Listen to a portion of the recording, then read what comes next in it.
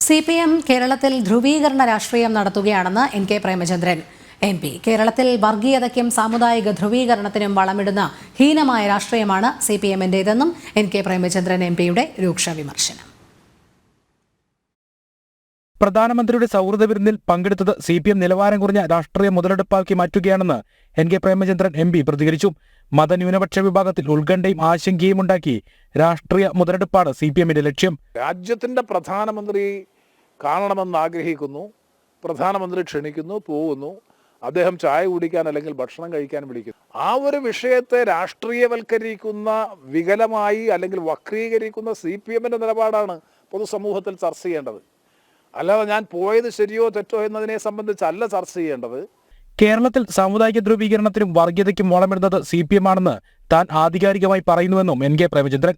CPM-ന്റെ നിലവാര തകർച്ചയാണ് എന്ന് പറഞ്ഞാൽ ഞാൻ നേരത്തെ സൂചിപ്പിച്ചതാണ്.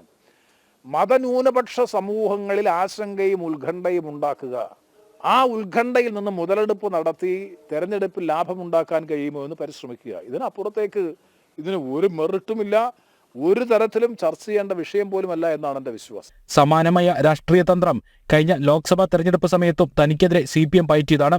കൊല്ലം ബൈപ്പാസിന്റെ ഉദ്ഘാടനത്തിന് പ്രധാനമന്ത്രി പങ്കെടുത്തത് CPM രാഷ്ട്രീയമാക്കി മാറ്റി. CPM നേതാക്കൾ അന്ന് കൊല്ലത്ത് ക്യാമ്പ് ചെയ്താണ് തനിക്കെതിരെ സംഘടിത ആക്രമണം നടത്തിയത്.